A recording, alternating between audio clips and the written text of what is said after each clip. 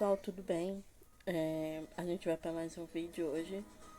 Eu vou falar um pouquinho sobre as lutas, é, sobre seus fundamentos básicos, né? Em referente ao ataque, defesa e controle.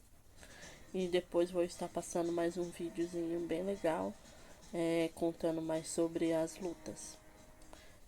Vamos lá? As lutas, né?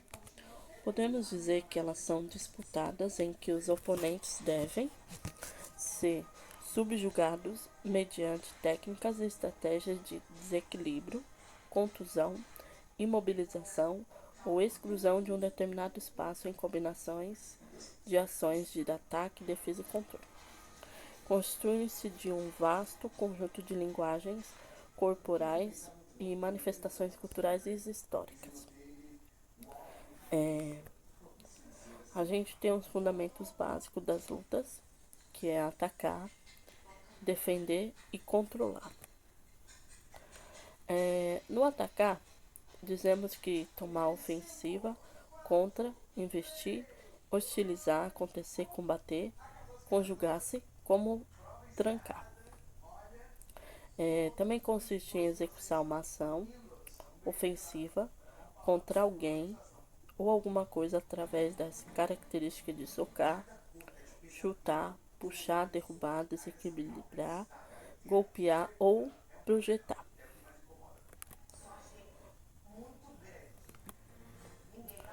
Já no defender, temos proteger, auxiliar, prestar auxílio ou socorrer, falar de, resistir a um ataque, rebater uma acusação, proteger-se. Justifica-se em opor o esforço próprio ao ataque alheio a partir da característica de excluir, empurrar, esquivar, equilibrar e ou bloquear de algo ou alguém. Agora, controlar.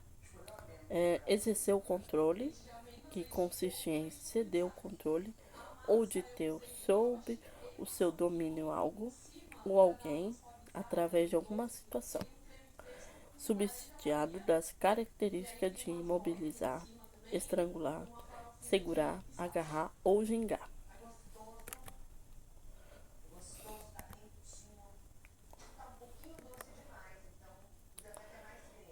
Aprofundamento dos conhecimentos das lutas.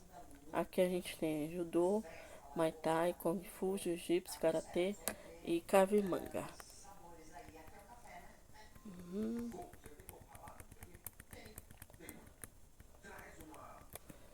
Aí agora eu vou passar um videozinho bem legal, falando um pouquinho sobre o que a luta ensina em si e o que ela pode trazer de benefício para os alunos. Vamos lá?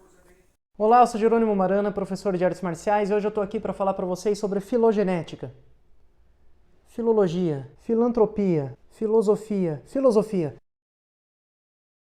Eu estou aqui para falar para vocês sobre filosofia, então descontrai essa cara dura e coloca um pouco de bom humor nessa vida que eu vou começar a falar. E se a arte marcial é uma coisa que tira a sua alegria de viver, então é melhor você parar de fazer isso agora. É verdade que muita gente entra na arte marcial por causa da filosofia, porque é legal esse pensamento de disciplina, de respeito, mas aí a pessoa entra na academia e vira um robô, né? Fica com aquela coisa de sim, mestre, não mestre, perde toda a naturalidade, toda a espontaneidade, e sabe, não precisa disso. Vou até contar uma história para vocês aqui. Um dia, eu estava entrando na faculdade, eu já vinha praticando Kung Fu há 13 anos, e eu estava entrando pensando o seguinte, bom, eu quero aprender arte marcial do jeito que se treinava na China antigamente, arte marcial tradicional mesmo, de raiz, não essa coisa ocidentalizada que a gente vê, essa coisa misturada com ginástica e tal. E nesse momento eu parei em frente ao mural da faculdade para olhar os anúncios que tinha lá. Vi o anúncio de um cara chamado Tsai, e aí tava escrito lá Qigong, arte marcial e tal. Eu falei, legal, deixa eu ver esse cara aqui. Entrei no site, vi que o cara era chinês mesmo, vi que o modo de ensinar é bem tradicional. E aí liguei para ele, marquei uma aula experimental, mal entendi o que ele falou no telefone, por causa do sotaque chinês, né? E beleza, fui lá para para a aula. E aí, quando ele apareceu, eu fui lá, né, cumprimentar com todo aquele respeito, aquele tradicionalismo e tal, e falei, oi, mestre, não sei o que. Ele olhou para mim, abriu um sorriso e me deu a mão. E aquilo me desconcertou totalmente, porque eu estava esperando um outro tipo de comportamento de um professor que é completamente tradicional. Então, não precisa disso, você não precisa perder a naturalidade, a espontaneidade da pessoa, sabe? Você não precisa deixar de ser um ser humano e se transformar num robô. Então a filosofia não é para transformar você numa pessoa rígida, sem graça, estereotipada. Quando a gente ouve aquelas histórias sobre mestres zen budistas do passado, a gente vê que eles se comportavam de acordo com aquilo que a pessoa precisava aprender. Então, se você fosse uma dessas pessoas sérias, que não vê graça na vida, essas pessoas emburradas, um mestre iria tirar sarro da sua cara, ia te deixar irritado até que você aprendesse a suavizar, até que você se equilibrasse nesse sentido, né, de ter momentos de descontração e momentos sérios e tal. E também a filosofia não é para mostrar o tanto de conhecimento que você tem, ela não é para isso. Inclusive, até lembrei de uma história aqui, vocês querem ouvir uma história? Vou contar outra história. Tinha um monge, eu acho que essa história aconteceu no Japão, um monge que andava de templo em templo procurando os melhores mestres zen e tal. E aí um dia ele chegou para um determinado mestre, falando tanto que ele sabia, e começou a falar, eu entendi todos os ensinamentos e não sei o que, e tudo é vazio, e nada existe, blá blá blá blá blá. Aí o mestre pegou um bastão e deu na cabeça dele, né? Aí o cara ficou irritado e tal, ficou bravo pra caramba. O mestre falou, mas se nada existe, de onde então que vem essa raiva? Então a filosofia nas artes marciais não é para você mostrar quão erudito você é, para ficar exibindo. A filosofia não é para ser exibida, ela é para ser vivida. O próprio Lao Tse tem uma frase no livro dele que fala: quem compreende o tal não fala, quem fala do tal não compreende. Então a filosofia não é uma compreensão intelectual, ela é uma compreensão intuitiva. É aquela coisa do koan, que são aquelas frases que eram ou são utilizadas no budismo zen para que um aprendiz consiga compreender alguma coisa, mas quando ele entende, são frases paradoxais, né, que quando a pessoa entende, ela não consegue verbalizar aquilo, porque é uma compreensão intuitiva, não tem como ser colocada em palavras. As palavras apenas apontam para uma determinada compreensão que a pessoa precisa ter. A filosofia é uma coisa difícil de ser vivida, mas se ela não pode ser colocada em prática, então ela não serve para nada. E a arte marcial é sobre prática. A arte marcial é uma prática da filosofia, uma expressão da filosofia. Pelo menos a arte marcial que eu procuro apresentar para vocês aqui. Mas então costumo dizer que existe na arte marcial uma filosofia de movimento. O movimento ele é de determinada maneira e não de outra, porque existe uma filosofia por trás que explica por que aquele movimento tem que ser assim. Então, a técnica, a estratégia, toda a forma como a gente treina é fundamentada na filosofia. Houve inúmeras pessoas na nossa história que observaram que existia uma determinada regra sob a qual o universo funcionava. E o grande poder de transformação das artes marciais está em você obedecer a essas regras que foram observadas ao longo de tantos milênios no seu processo de treinamento. Então a arte marcial não é um monte de exercício físico de um lado, mas um monte de ideia abstrata no outro que são colocados juntos numa aula. Você vai lá, treina a sua técnica, depois você senta para ouvir o professor contar uma história bonita com uma moral no final que fala vamos ser legal com o amiguinho. Não tem nada disso. A arte marcial, ela é uma expressão da filosofia, uma prática da filosofia, porque você compreende no corpo que aquilo é verdade. Você sente, você percebe a verdade daquilo por meio do corpo. Então aqui a gente pode classificar dois tipos de arte marcial. Um que é aquele focado no exercício físico e na defesa pessoal, simplesmente, em que você vai lá e treina, vez por outra, você ouve seu professor falar alguma ideia legal ou não. E esse tipo de arte marcial que expressa a filosofia nos seus movimentos. E por que eu estou falando tudo isso? Porque nos meus próximos vídeos você vai ver que eu faço bastante referência à filosofia, mesmo quando for explicar algum movimento, alguma determinada técnica. Então é isso, espero que vocês tenham gostado. Se você gostou, dê o seu like, compartilhe esse vídeo para que outras pessoas também possam conhecer essa ideia de arte marcial que eu estou procurando transmitir. Se inscreva no meu canal, clicando ali no canto, ou ali embaixo, ou ali em cima se você estiver no blog. Ativa as notificações para você receber o aviso de que chegou um conteúdo novo. E é isso aí, eu te encontro no próximo vídeo. Aconteceu. Logo após o golpe, o Herbert, de forma estranha, começa a reclamar e aparentemente fala que o golpe o acertou, o contundiu e se recusa a continuar a luta.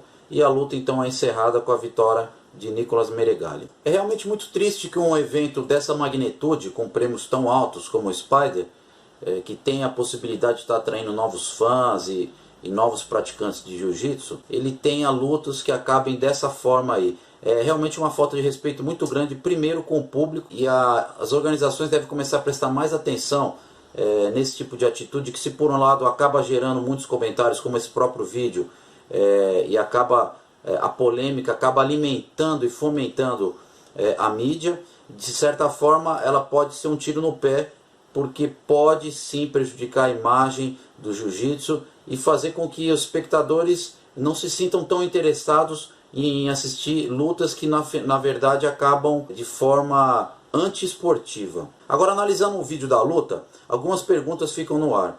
Será que realmente um atleta de quase 100 quilos, com o vigor e a pujança física de Herbert Santos, seria realmente prejudicado por aquele golpe que foi visivelmente involuntário?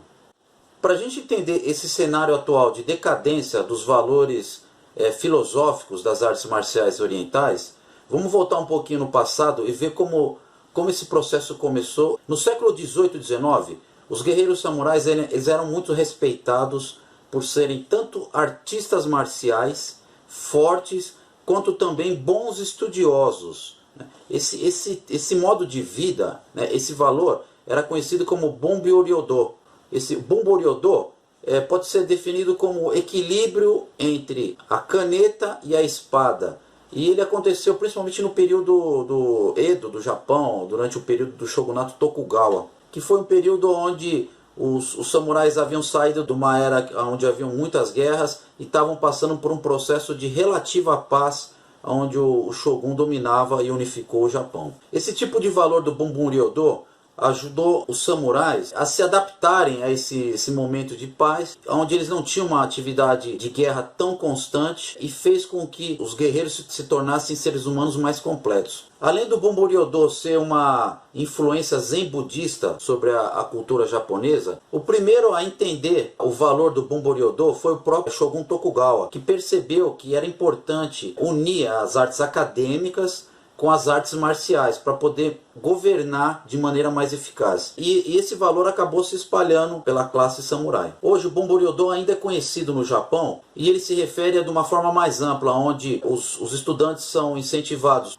tanto a praticar esportes como estudar as matérias acadêmicas, fazendo disso aí uma união positiva para o ser humano. No mundo ocidental, a gente pode falar do francês Barão de Coubertin, que recebeu do ministro francês a missão de encontrar uma forma de melhorar a educação na França. Em 1887 ele criou um comitê para discutir e uniformizar a prática do esporte. E depois de alguns estudos, ele percebeu que era importante aplicar a ideia de realizar disputas de diversas modalidades de esporte como uma forma de criar um ambiente de amizade e união entre os povos. Em 1888, houve a descoberta arqueológica de Olímpia, na Grécia, onde aconteceram os primeiros Jogos Olímpicos da humanidade. Isso aí motivou as ideias de Coubertin a reviver os Jogos Olímpicos da Antiguidade. Em 1894, o Barão realizou um encontro internacional na Universidade de Sorbonne, em Paris, com o objetivo de discutir a volta desses Jogos Olímpicos. Aí foi criado então o Comitê Olímpico Internacional, o COI, e o comitê decidiu que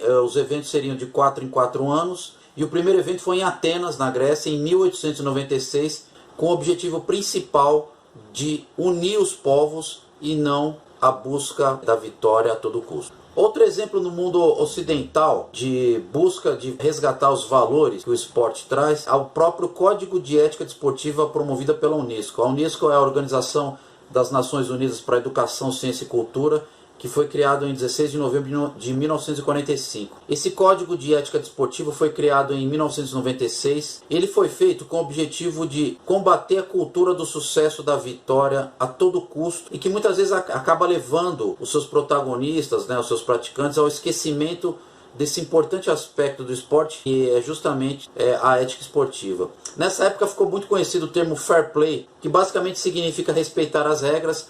O fair play ele é muito mais do que respeitar as regras, mas também é um modo de pensar que cultua o espírito esportivo. Esse conceito aí, ele obviamente ele combate as fraudes na luta, como o próprio doping, combate a violência, tanto física como verbal, a desigualdade das oportunidades e a comercialização excessiva e a corrupção. Se aproximando mais do nosso universo do jiu-jitsu, a importância desse fair play, desse código de conduta, dessa maneira nobre de agir dentro das competições, ela já é pregada desde o Conde Coma, quando chegou ao Brasil. Assim que o Conde Coma chegou ao Brasil, ele divulgou no jornal as primeiras regras do jiu-jitsu, segundo o entendimento dele. Obviamente que essas regras de jiu-jitsu eram uma mescla entre algumas regras do Kodokan, algumas regras do wrestling que ele havia sido influenciado nas suas viagens, e eram na verdade normas de desafios e espetáculos que atendiam às necessidades dele durante essas viagens. Numa parte dessa regra, o Conde Coma ele deixa claro o espírito esportivo e a nobreza desse esporte nesse trecho que eu vou ler agora. Nem a empresa, nem o lutador que vencer são responsáveis pelo maior mal que possa sobrevir ao vencido, se por tenacidade não quiser dar o sinal convencionado para terminar a luta e declarar-se vencido, pois se trata de uma arte cavalheirosa, de agilidade, em que se mostra a cultura física intelectual do indivíduo. Nesse trecho das regras, o Conde Coma deixa claro termos como arte cavalheirosa, cultura física e intelectual do indivíduo, né? Deixando claro que, além do esporte, a arte marcial oriental, ela leva muito em conta a atitude do competidor. Outra observação que a gente pode fazer sobre esse lamentável acontecimento no Spider BJJ é que a luta aconteceu sobre as regras da International Brazilian Jiu-Jitsu Federation. E essa federação, apesar de dar pouco ou quase nenhuma ênfase ao aspecto filosófico das artes marciais, ela tem alguns itens que com certeza coíbem esse tipo de comportamento. Num dos itens ele fala o seguinte, no 6.1.5: quando um dos dois atletas desrespeitam a seriedade da competição ou realizam ato de simulação de combate, que foi o caso lá, um ato de desrespeito e no final até uma simulação de combate entre os dois lá. No item 6.1.6, quando o atleta tiver atitudes consideradas incompatíveis ao ambiente de competição, bem como a prática de qualquer delito, mesmo que antes do início ou após o encerramento do combate. Ou seja, a atitude realmente foi incompatível com o ambiente de competição. E um outro item nas regras da federação, que com certeza poderia ser aplicado para coibir esse tipo de comportamento, é o item 4.3. O atleta que for desclassificado por falta disciplinar não tem direito a receber medalha e seu nome não constará na lista final de colocação do campeonato. Se a gente pudesse fazer uma adaptação ao Spider, quer dizer, todo atleta que tiver esse tipo de comportamento, com certeza não deveria receber nenhum tipo de bonificação, de pagamento, enfim, e ser realmente excluído da lista do evento. A gente pode afirmar que a Federação Internacional de Jiu-Jitsu ela dá pouca ênfase para esse aspecto de filosofia e comportamento ético esportivo, se a gente fizer um comparativo com a Federação do Jiu-Jitsu dos Emirados Árabes. Dentro do site dessa Federação dos Emirados Árabes, tem uma parte muito importante que é a parte de valores. E nela fica muito claro que a Federação dos Emirados dá muita ênfase para essa parte de lealdade, autoconfiança, profissionalismo, desenvolvimento contínuo, trabalho em equipe, reconhecimento de conquistas e somente por último o desportivismo, a parte do aspecto esportivo. Quer dizer, além desses valores que ela faz questão de explanar e deixar bem claro quais são os objetivos do jiu-jitsu nos Emirados, nós temos também as partes das regras de competição. A regra 1.5 ela fala o seguinte: quando o atleta discorda da decisão do árbitro e demonstra falta de esportividade na área de competição, como reclamação, balançar as mãos ou reclamar com o juiz. No item 1.6, ele diz o seguinte: quando o atleta demonstra indisciplina e impede ou atrasa a competição, que foi justamente as duas coisas que o atleta em questão aí do Spider fez. A gente consegue perceber então que na Federação dos Emirados Árabes, a preocupação com a disciplina, com a ética e com a filosofia é muito maior do que da Federação Internacional de Brazilian Jiu-Jitsu. A gente pode perceber que esse tipo de atitude antiesportiva acabou se tornando cada vez mais comum, principalmente com esse fenômeno de valorização da falta de respeito que culminou com o atleta Conor McGregor do UFC, que acabou ganhando grande visibilidade e um apoio velado do próprio UFC e do seu comandante Dana White. Esse tipo de comportamento usado de trash talk no UFC sempre foi, de certa forma, comum, mas em doses menores. O próprio Chael Sonnen já fazia isso, mas foi realmente com o Conor McGregor que esse tipo de comportamento ele passou a ser enaltecido e até valorizado financeiramente pela organização. Agora, para esses atletas da novíssima geração que acreditam que esse é o melhor atalho para buscar a projeção dentro dos esportes, é importante observar também que esse tipo de comportamento infame do McGregor, quando saiu a situação da esfera de controle do UFC e ele começou a praticar realmente atitudes criminosas, a organização, através do Dana White, de uma forma muito hipócrita, reprovou publicamente o comportamento do lutador. Ou seja, se inicialmente eles de forma velada davam apoio, pagavam grandes bolsas ao McGregor, na hora realmente que as consequências começaram a acontecer, a organização tirou o corpo fora. E esse tipo de incentivo a comportamento sem esportividade fica muito claro, porque mesmo ao longo de muitos anos com uma conduta ética e honrosa, atletas como Lyoto Machida e Demian Maia, eles nunca tiveram a mesma valorização financeira de Conor McGregor. Nesse tipo de fenômeno nós podemos observar dois aspectos.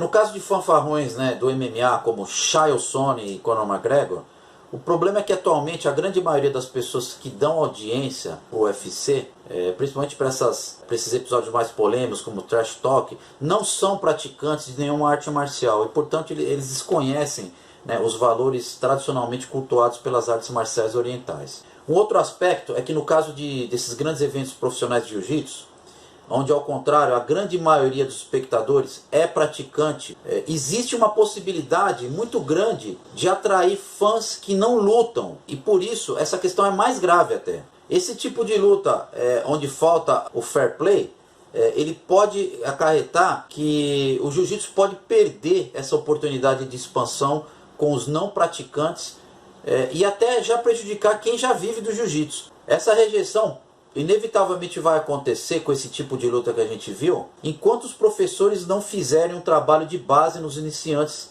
nos praticantes iniciantes em relação aos aspectos dos valores morais e filosóficos, e não somente uma busca desenfreada ao sucesso financeiro que um bom lutador pode oferecer. Hoje é extremamente comum que a maioria dos professores nunca leu um livro sobre pedagogia ou filosofia ou qualquer outro aspecto que não seja somente a parte técnica do jiu-jitsu.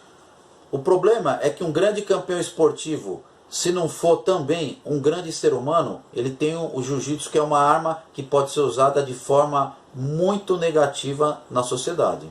Outro aspecto que também precisa ser observado é que uma parcela ínfima dos praticantes vai ser campeão ou competidor, e esse nunca foi o objetivo dos grandes mestres das artes marciais, que na verdade buscavam acima de tudo construir um bom ser humano, reforçando a sua autoconfiança através da arte marcial. Dentro desse cenário decadente dos valores das artes marciais, existe uma pretensão de incluir o jiu-jitsu nas escolas do Rio de Janeiro. É preciso ser analisado de uma forma muito criteriosa, porque depois de muitos anos o jiu-jitsu conseguiu finalmente tirar esse estigma de luta de brigões, enfim. Mas observando esse tipo de ídolo esportivo que a mídia celebra e as organizações pagam cada vez mais, será mesmo que o jiu-jitsu nas escolas pode ser um bom negócio?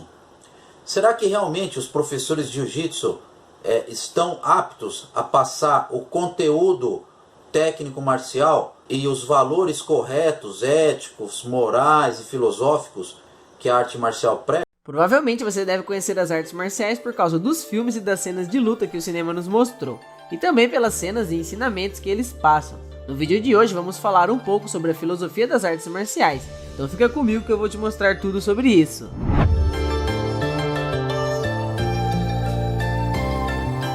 Se você já praticou alguma arte marcial, já sabe que dentro dessa arte existem diversas regras e práticas que você deve seguir. E na maioria das artes, essas regras são ensinadas logo que você começa a praticar. Outra coisa que também é transmitida para o aluno é o estilo de vida daquela arte, seja ela mais pacífica ou focada em combates.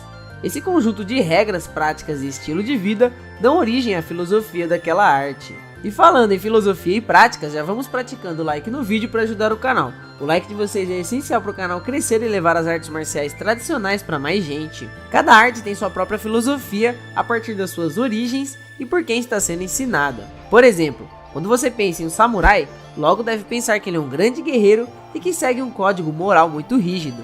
Isso porque na época em que os samurais atuavam, eles eram guerreiros de elite e tinham que seguir o caminho do samurai, também conhecido como Bushido.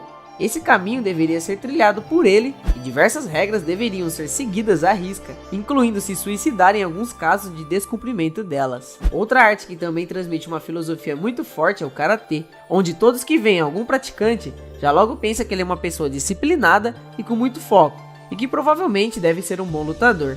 As artes japonesas no geral transmitem essa filosofia de disciplina e autocontrole. Trazendo mais para o nosso lado do Kung Fu, também temos uma filosofia muito complexa. Um dos exemplos disso é o Código de Honra do Kung Fu, também conhecido como Udan, na qual esse canal teve o nome inspirado. A palavra Udan significa virtude marcial e são diversas práticas e regras que o praticante de Kung Fu deve seguir para que sua vida marcial esteja completa. Se quiserem um vídeo somente sobre Udan, deixe aí nos comentários.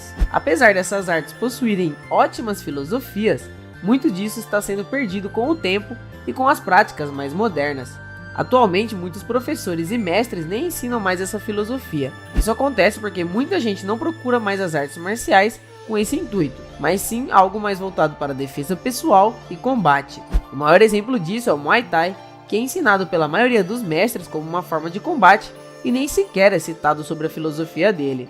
O Kung Fu também sofreu essa mudança, onde no Wushu moderno não é ensinado sobre a filosofia das artes marciais. Ok, mas qual a importância dessas filosofias nas artes marciais? Com o passar do tempo, essas filosofias foram responsáveis por manter viva a arte, isso porque sempre que a arte era ensinada, a filosofia também era, e esse caminho foi seguindo até aqui.